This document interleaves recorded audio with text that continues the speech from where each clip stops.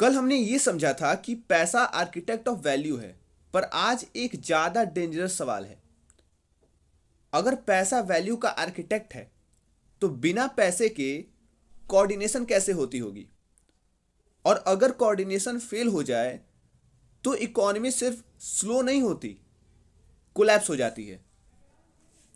पहले कोऑर्डिनेशन समझो। कोऑर्डिनेशन का मतलब होता है कौन क्या प्रोड्यूस करे, कौन किसको बेचे, कौन किससे खरीदे, और कौन सी चीज पहले और कौन सी चीज बाद में। अब बिना पैसे के सोचो, फार्मर वीट उगाता है, कारपेंटर चेयर बनाता है और डॉक्टर सर्विस देता है। अब सवाल ये है कि फार्मर डॉक्टर को कैसे पे करे, डॉक्टर कारपेंटर से चेयर कैसे ले, और कारपेंटर फार्मर से वीट कैसे ले। सबको डायरेक्ट बार्टर करना पड़ेगा। हर आदमी से डायरेक्टली कोऑर्डिनेट करना पड़ेगा, जिससे क्या होगा, बहुत ही ज्यादा नेगोशिएशंस होंगे, वांट्स मैच नहीं होगी, टाइम वेस्ट होगा और कंफ्यूजन होगा। मतलब कोऑर्डिनेशन वीक होते चला जाएगा। और इसलिए ये बात सामने पूछी जाती है कि जब पैसा ही नहीं तो सिस्टम कैसे स्मूथली चलेगा। दूसरी बात की इकोनॉमी सिर्फ स्लो नहीं होती है, कोलैप्स हो जाती है। कैसे? सिर्फ स्लो होने का मतलब यह है ना कि काम थोड़ा लेट हो रहा है, पर सिस्टम चल रहा है। कोलैप्स होने का मतलब है कि प्रोडक्शन रुक जाता है, एक्सचेंज बंद हो जाता है, स्पेशलाइजेशन खत्म हो जाती है और लोग बेसिक सर्वाइवल पे आ जाते हैं। क्यों? क्योंकि फार्मर वीट बेच नहीं पा रहा, डॉक्टर को सर्विस का रिटर्न नहीं मिल रहा, कारपेंटर अपना काम बेच नहीं पा रहा, लोग काम करना बंद कर देते हैं और इकोनॉमी फ्रीज हो जाती है। सो मॉडर्न इकोनॉमी कोऑर्डिनेशन पे चलती है और कोऑर्डिनेशन का सबसे बड़ा टूल है मनी। सो मनी सिर्फ एक्सचेंज का टूल नहीं है, मनी पूरी इकोनॉमी का कोऑर्डिनेशन मैकेनिज्म है। बिना पैसे के हर आदमी से डायरेक्टली डील करना पड़ेगा, जो प्रैक्टिकली इम्पॉसिबल है। और जब कोऑर्डिनेशन फेल होती है तो इकोनॉमी धीरे नहीं सीधा कोलैप्स करती है। सो मनी इकोनॉमी को चलाता नहीं है, बल्कि मनी इकोनॉमी को कोऑर्डिनेट करता है। सोचो इकोनॉमी जहां फार्मर वीट उगाता है, फिशरमैन फिश पकड़ता है, कारपेंटर चेयर बनाता है, पर पैसा नहीं है। अब एक्सचेंज कैसे होगा? फार्मर को चेयर चाहिए, कारपेंटर को फिश चाहिए, फिशरमैन को वीट चाहिए। सबको सबसे डायरेक्टली डील करना पड़ेगा, जो कि अपने आप में पॉसिबल नहीं है, प्रैक्टिकली जो कि पॉसिबल नहीं है। लाइंस क्रॉस होती जाएंगी, चाओस आएगा। कहने का मतलब है बार्टर सिस्टम में डबल कॉन्सिडेंस ऑफ वांट्स और नो कॉमन मेजर होता था, जैसा कि हम लोगों ने कल पढ़ा भी था। अब इमेजिन करो बीच में मनी आ गया, सब अपना प्रोडक्ट सेल करते हैं, मनी लेते हैं, फिर मनी से जो चाहिए वो खरीदते हैं। डायरेक्ट एक्सचेंज की जरूरत अब खत्म हो गई, कोऑर्डिनेशन स्मूथ हो गया। सो मनी एक तरह से इंटरमीडिएरी का काम कर रहा है, एक तरीके से लुब्रिकेंट का काम कर रहा है, जो कि बार्टर के फ्रिक्शन को खत्म कर रहा है, बार्टर के घर्षण को खत्म कर दे रहा है। And that's why money acts as a lubricant which removes the friction of barter. So modern economy एक बिल्डिंग है जिसमें कि ट्रेड, इन्वेस्टमेंट, लेबर, ग्रोथ, और इस बिल्डिंग का स्पाइनल कॉर्ड और स्पाइन है money. Without money complex economic life जो है वो इम्पॉसिबल हो जाएगी। सो कल मनी आर्किटेक्ट था और आज मनी बैकबोन बन गया, रीढ़ की हड्डी बन गई। तुम शॉप जाते हो, तुम प्रोडक्ट नहीं देते, तुम पैसा देते हो। बार्टर की जरूरत खत्म, double coincidence solved. Common measure of value. Money सब चीजों को एक स्केल देता है, मनी सब चीजों को एक स्केल देता है। जैसे पेन 10 रुपीज का, बुक 100 रुपीज़ का। सो जैसे पेन आपका 10 रुपीज़ का, पेन ₹10 का, बुक आपका 100 रुपीज़ का। मतलब कहने का मतलब है, इन अ क्रक्स कहा जाए तो कंपैरिजन पॉसिबल है। Why? Because money provides common measure of value, because money provides common measure of value and due to the this feature और दिस फंक्शन ऑफ मनी हम लोग कंपैरिजन कर पाते हैं। ठीक है, तो एक कॉमन यूनिट देता है क्वालिफाई करने के लिए वैल्यू को, जैसे पेन 10 रुपीज़ का, बुक 100 रुपीज़ का। सो इससे हम लोग इजी कंपैरिजन कर पाते हैं अलग अलग आइटम्स के बीच में, not similar items but dissimilar items के बीच में कंपैरिजन कर पाते हैं with the help of money. So comparison possible होता है, वैल्यू डिजाइन भी पॉसिबल होता है। आर्किटेक्ट ऑफ वैल्यू यही काम भी करता है। अगली बात, फिजिकल कैश क्या मूव होता है? नहीं, मूव होता है क्या? वैल्यू। वैल्यू मूव होता है, फिजिकल कैश मूव नहीं होता है। यानी कि ट्रांसफर ऑफ वैल्यू होता है, क्योंकि वैल्यू को मूव किया जा सकता है अक्रॉस स्पेस इजीली। ठीक है, जिसमें कि आपका ऑनलाइन ट्रांसफर, बैंक ड्राफ्ट और यूपीआई शामिल है। अब सिस्टमेटिक फंक्शन, मतलब यहां पैसा सिर्फ एक्सचेंज टूल नहीं रहता है, बल्कि सिस्टम बिल्डर बन जाता है। लोन पैसे में, रिपेमेंट पैसे में, बार्टर में क्रेडिट पॉसिबल नहीं था, लेकिन मनी में क्रेडिट पॉसिबल है, इसलिए इसको बेसिस ऑफ क्रेडिट सिस्टम भी कहा जाता है। देखो, मनी सेविंग को इनकरेज करता है, क्योंकि सेविंग कन्वर्ट हो सकता है इन्वेस्टमेंट में। कितने लोग सेविंग को एज अ सेविंग रखते हैं, लेकिन सेविंग कन्वर्ट होता है इन्वेस्टमेंट में। मनी को हम लोग बैंक में स्टोर करते हैं या शेयर्स में स्टोर करते हैं, जिससे कि इवेंचुअली इकोनॉमिक ग्रोथ होता है। यानी कि पैसे की ग्रोथ का एक तरह से कह सकते हैं, मनी क्या है? फ्यूल है। फ्यूल ऑफ पैसे का फ्यूल है मनी, जो है ना, वो पैसे का या पैसे की ग्रोथ का फ्यूल है। अच्छा, देखो, ये डिवीजन ऑफ लेबर को प्रमोट करता है। लोग स्पेशलाइज होते हैं in one work to earn money. एक काम में लोग स्पेशलाइज रहते हैं ताकि वो पैसे कमा सके, जैसे कि ओवरऑल एफिशिएंसी और प्रोडक्टिविटी क्या होगी? बढ़ेगी। जैसे डॉक्टर सिर्फ डॉक्टर, टीचर सिर्फ टीचर, क्योंकि पैसा सब काम को वैल्यू देता है। पैसा जो है ना, उस सारे काम को वैल्यू देता है। इस वजह से स्पेशलाइजेशन भी करता है पैसा, यानी कि मनी।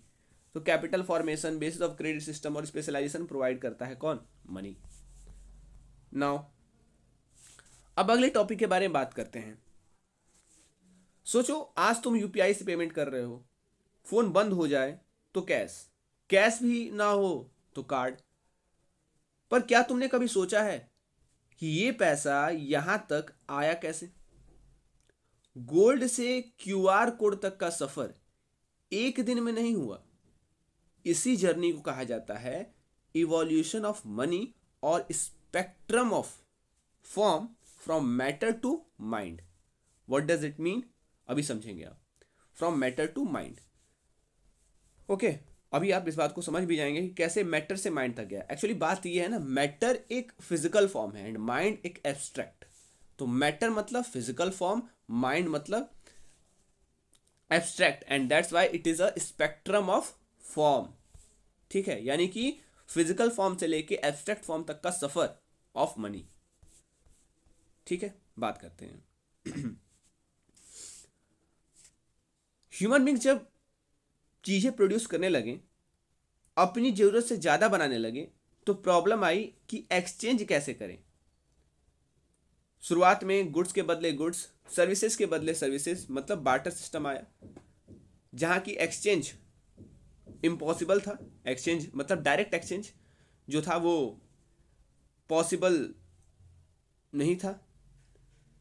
दूसरी बात, डबल कॉन्सिडेंस ऑफ वांट्स थे, no common measure of value था, इंडिविजिबिलिटी थी और लैक ऑफ स्टोरेज था। तो बार्टर इनएफिशिएंट साबित हुआ, इवोल्यूशन की नीड पैदा हुई और लोगों ने सोचा कि कोई ऐसी चीज यूज करें जो सबको पसंद हो और वैल्यू रखती हो। इसलिए यूज होने लगा गोल्ड, सिल्वर, कैटल, सॉल्ट। फायदा क्या देखने को मिला कि इसका एक इंट्रिंसिक वैल्यू होता था और इसे यूनिवर्सली डिमांड किया जाता था। लेकिन दिक्कत क्या थी कि हैवी था, इनकन्वीनियंट टू कैरी था, डिफिकल्ट टू स्टोर था, ट्रांसपोर्ट कॉस्टली था। मतलब सॉल्यूशन था पर परफेक्ट सॉल्यूशन नहीं था। दैट इज कमोडिटी मनी, यानी money made of valuable commodities. वो मनी जो कि वैल्यूएबल कमोडिटीज से बनते थे, जैसे गोल्ड, सिल्वर, इन सब का इंट्रेंसिक वैल्यू होता है। इंट्रेंसिक वैल्यू इनका जीरो नहीं कर सकते हो आप, तो इन सब का इंट्रेंसिक वैल्यू होता है। और हैवी एंड इनकन्वीनियंट था, मतलब इसका इंट्रेंसिक वैल्यू था, ये तो एडवांटेज था। लेकिन अगर डिसएडवांटेज की बात करें तो ये हैवी था, इनकन्वीनियंट था, इसका ट्रांसपोर्ट कॉस्टली था, इसको स्टोर करना मुश्किल था। ठीक है। अब कमोडिटीज को शेप दिया गया, जैसे गोल्ड कॉइन। सबसे पहले गोल्ड, केवल गोल्ड, गोल्ड कॉइन नहीं, केवल gold, that is commodity money. लेकिन उसी गोल्ड में कॉइन लगा दिए तो क्या बन गया? मेटेलिक मनी, यानी money made of specific metals, यानी कि वो मुद्राएं जो कि, या वो पैसे जो कि मेटल से बना करते थे, जैसे गोल्ड कॉइन, सिल्वर कॉइन। इसका फायदा क्या था कि ये ड्यूरेबल था, लंबे समय तक टिक जाता था। साथ ही साथ इसको डिविजिबल, मतलब बांटना भी सही था। यहाँ पे गोल्ड को बांटना पॉसिबल नहीं था, लेकिन यहाँ पे डिविजिबिलिटी भी थी, यूनिफॉर्म था, क्योंकि सारे सिक्कों का शेप सेम था तो यूनिफॉर्मिटी भी थी। जैसे कि आपको कल याद आता होगा कि मनी में या कैरेक्टरिस्टिक्स ऑफ गुड मनी में क्या था, एक यूनिफॉर्मिटी भी था, कि सबका फॉर्म यूनिफॉर्म होना चाहिए, सबका शेप जो है सारे पैसे का, सारे मनी के फॉर्म का यूनिफॉर्म होना चाहिए। तो यूनिफॉर्मिटी थी यहाँ पे। लेकिन दिक्कत क्या था? दिक्कत था कि ये हैवी था, कॉस्टली था, और इसका सप्लाई लिमिटेड था। मतलब लार्ज ट्रांजेक्शन्स में, बड़े बड़े ट्रांजेक्शन्स में यहाँ पे इशू आ सकता था। तो अर्ली स्टेजेस में value of money was physical and tangible, जैसे मैंने बताया अभी कि शुरुआती स्टेज में, शुरुआती दौर में मनी का वैल्यू फिजिकल था और टेंजिबल था। ठीक है, ओके। उसके बाद लोगों ने रियलाइज किया कि गोल्ड कैरी करना मुश्किल है, क्यों ना पेपर यूज करें जो गोल्ड को रिप्रेजेंट करे। तो पेपर नोट्स आए जो कि अपने आप में हल्के थे, उनको कैरी करना भी आसान था। लेकिन वैल्यू पेपर में नहीं रही, वैल्यू किस में आया? ट्रस्ट में। That's the second phase. First phase में आपका कमोडिटी था, सेकेंड फेज में आपका ट्रस्ट एंड लॉ आया। तो वैल्यू ट्रस्ट में थी। इनिशियली नोट्स जो थे उनको as a gold certificate issue किया गया। कहने का मतलब है कि यहां पे कोई इंट्रेंसिक वैल्यू नहीं थी, पेपर अपने आप में वर्थलेस था। ठीक है, ओके। अब गोल्ड बैकिंग हटा दी गई। पेपर नोट वैल्यूएबल क्यों हुए? क्योंकि गवर्नमेंट का ऑर्डर था। इसलिए कहते हैं fiat money is value by law, यानी कि value exist solely because of government order. Value केवल और केवल एग्जिस्ट कर रहा है गवर्नमेंट के ऑर्डर की वजह से। तो इसके फायदे क्या थे? ये अपने आप में एक लीगल टेंडर था, इसे लॉ एक्सेप्ट करता था, जैसे इंडियन करेंसी नोट्स। तो ये क्या है? आपके फिएट मनी है। तो वैल्यू जो है वो शिफ्ट हुआ ऑब्जेक्ट से अथॉरिटी इशूइंग द ऑब्जेक्ट, मतलब ऑब्जेक्ट से शिफ्ट होकर कहाँ गया? अथॉरिटी पे, जो कि उस ऑब्जेक्ट को इशू कर रहा है। सबसे पहले किस पे था? ऑब्जेक्ट पे था। अब वैल्यू किस पे चला गया? अथॉरिटी पे चला गया वैल्यू, जो कि उस ऑब्जेक्ट को इशू कर रहा है। ठीक है, ओके।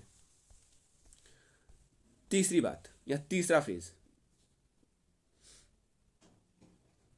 अब पैसा फिजिकल कम रिकॉर्ड ज्यादा बन गया, जैसे bank deposit, cheque, online tenders. Money अब अकाउंट में नंबर और लेजर एंट्री में रह गया। इससे क्या हुआ? इजी ट्रांजेक्शन हुए और लार्ज स्केल ट्रेड पॉसिबल हो पाया। कॉमर्शियल बैंक्स लोन देते हैं, क्रेडिट क्रिएट करते हैं, न्यू परचेसिंग पावर जनरेट होती है। इंपॉर्टेंट बात, क्रेडिट मनी रियल मनी से ज़्यादा होता है, इसलिए ग्रोथ फास्ट होती है और रिस्क भी बढ़ता है।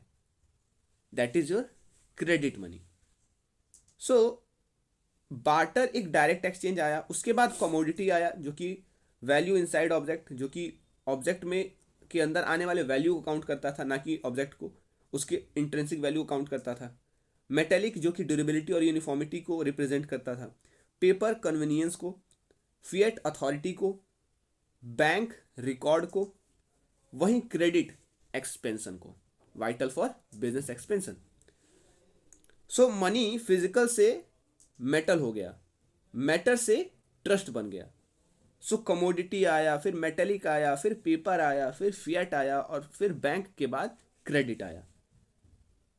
सो हर स्टेज का एम क्या था? प्रॉब्लम सॉल्व करना, ट्रेड को इजी बनाना, इकोनॉमी को ग्रो करना। मनी इवॉल्व होता रहा क्योंकि इकोनॉमी कॉम्प्लेक्स होती रही। सो मनी चीज नहीं है, मनी एक इवॉल्विंग सिस्टम है।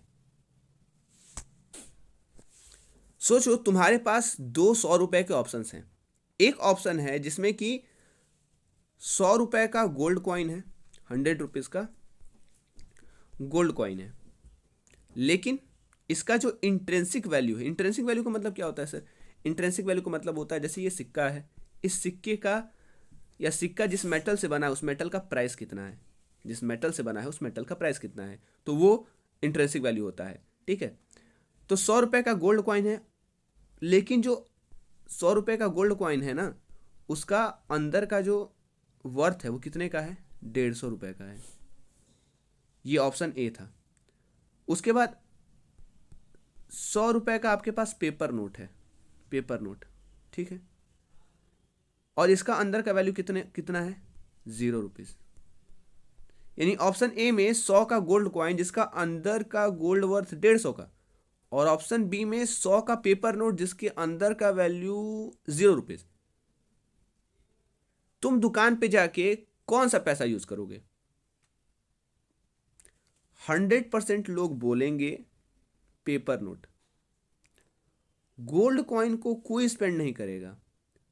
बस यहीं से स्टार्ट होता है आपका law, that is Gresham's law. Market में दोनों पैसे का फेस वैल्यू सेम है, गोल्ड का भी और पेपर नोट का भी, दैट इज 100 रुपीज। ठीक, फेस वैल्यू, ये फेस वैल्यू होता है जो लिखा रहता है, चेहरे का वैल्यू। यानी कि गोल्ड कॉइन पे 100 रुपये लिखा है वो उसका फेस वैल्यू है, पेपर नोट पे 100 रुपये लिखा है वो उसका फेस वैल्यू है। इंट्रेंसिक वैल्यू उस मटेरियल का वैल्यू है जिससे वो बना है। जैसे ये पेपर का बना है तो पेपर का वैल्यू 0, जैसे ये गोल्ड का बना है तो गोल्ड का वैल्यू 150, तो वो इसका इंट्रेंसिक वैल्यू है। ठीक, लोग रेशनल होते हैं। जो पैसा कम वैल्यूएबल है, जो पैसा कम वैल्यूएबल है, अब देखो जैसे गोल्ड था, पेपर था, अब इनमें से कम वैल्यूएबल कौन था? Obviously paper. तो जो कम वैल्यूएबल है दैट इज पेपर, उसको कम यूज करते हैं, उसको ज़्यादा यूज करते हैं। जो कम वैल्यूएबल है उसको ही यूज करते हैं, उसको ज़्यादा यूज करते हैं। लेकिन जो ज़्यादा वैल्यूएबल है उसको कम यूज करते हैं या उसको सेव करते हैं। रिजल्ट क्या देखने को मिलता है कि कम वैल्यू वाला पैसा मार्केट में घूमता रहता है, और ज़्यादा वैल्यू वाला पैसा जो कि आपका गोल्ड है वो मार्केट से गायब हो जाता है, क्योंकि उसको लोग क्या कर लेते हैं? बचा लेते हैं। So bad money drives out good money from circulation. मतलब जब दो अलग क्वालिटी के पैसे सेम फेस वैल्यू पर, जो कि 100 रुपीज का था, दोनों का फेस वैल्यू, लीगल टेंडर के रूप में, दोनों लीगल टेंडर थे, सर्कुलेट करते हैं, तो बैड मनी सर्कुलेट करता है, लेकिन जो गुड मनी है वो गायब हो जाता है या होल्ड हो जाता है। मतलब इकट्ठा हो जाता है, चलता ही नहीं है, सर्कुलेट होता ही नहीं है। अब आप समझते होंगे, अब आपके दिमाग में, आपके जहन में एक क्वेश्चन आता होगा कि गुरुजी ये बताइए, ये गुड मनी बैड मनी क्या होता है? तो समझिए बच्चा, गुड मनी वो है जिसका इंट्रेंसिक वैल्यू फेस वैल्यू से ज़्यादा है, जिसका इंट्रेंसिक वैल्यू फेस वैल्यू से ज़्यादा है। उदाहरणतः गोल्ड कॉइन। अच्छा गुरुजी, बैड मनी क्या होता है? जिसका इंट्रेंसिक वैल्यू फेस वैल्यू से कम होता है, जैसे पेपर नोट जिसका वैल्यू 0 रुपीज था। इंपॉर्टेंट बात क्या है कि बैड और गुड मोरल सेंस में नहीं है, वैल्यू सेंस में यूज होते हैं। अब लॉजिकल चेन समझते हैं। एक आदमी के पास दोनों पैसे हैं, मतलब गोल्ड कॉइन भी है और पेपर नोट भी है, वो सर्कुलेट करता है। गोल्ड कॉइन स्पेंड करूंगा तो 150 का लॉस हो जाएगा। लेकिन अगर पेपर नोट स्पेंड करूंगा तो लॉस नहीं होगा। क्यों? क्योंकि पेपर का कोई वैल्यू ही नहीं है, ₹0 है। तो वो क्या करेगा? पेपर नोट खर्च करेगा, गोल्ड कॉइन को सेव करेगा, छिपाएगा। सेम काम सब करते हैं, मैं भी उसके जगह पर आता तो मैं भी यही काम करता। सो पेपर नोट मार्केट में भरा, गोल्ड कॉइन मार्केट से गायब हो गया। Bad money drives out good money. इसका मतलब है कि बैड मनी यानी वो मनी जिसका इंट्रिंसिक वैल्यू कम होता है, फेस वैल्यू ज़्यादा होता है, वो उस मनी को हटा देता है, उस मनी को इकोनॉमी से निकाल फेंकता है जिसका इंट्रिंसिक वैल्यू ज़्यादा और फेस वैल्यू कम होता है। ओके, सो ग्रेसेम्स लॉ तभी अप्लाई होता है जब क्या हो? जब टू टाइप्स ऑफ मनी हो। जब क्या हो? टू टाइप्स ऑफ मनी हो। जब दो तरह के क्या हो? मनी हो, और दोनों सर्कुलेशन में हो, और दोनों का सेम फेस वैल्यू हो, लेकिन दोनों का इंट्रिंसिक वैल्यू अलग हो। जैसे गोल्ड का 150 रुपये था और पेपर का 0, तो दोनों का इंट्रिंसिक वैल्यू अलग अलग हुआ। साथ ही साथ दोनों का लीगल टेंडर होना जरूरी है, मतलब फोर्स्ड सर्कुलेशन होना जरूरी है। अगर फोर्थ कंडीशन नहीं है तो लॉ फेल हो जाता है।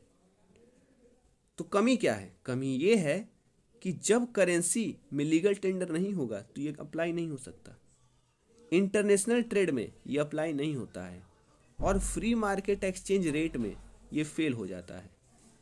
So Gresham's law works only under forced circulation. इसका होना बेहद जरूरी है। So Gresham's law operate only when good and bad money are forced to circulate at the same value. ठीक है, जस्ट लाइक तुम्हारे पास दो पेन है, एक 10 रुपए का नॉर्मल पेन, एक 100 रुपए का प्रीमियम पेन। अब कौन सा तुम यूज करोगे? 100 रुपए वाला? नहीं, 10 रुपए वाला। प्रीमियम पेन को बचा के रखोगे कि भाई एग्जाम वगैरह में लिखूंगा इससे। सेम साइकोलॉजी ग्रेसेम्स लॉ का भी है। तो Gresham's law states that when two kinds of money having the same face value but different intrinsic value circulate together as legal tender, then the inferior money drives the inferior money मतलब paper note, drives the superior money मतलब gold coin out of circulation, मतलब economy से ही निकाल फेंकता है। So market में पैसा वो नहीं होता जो ज़्यादा वैल्यूएबल हो, मार्केट में पैसा वो होता है जो लोग खर्च करना चाहते हैं।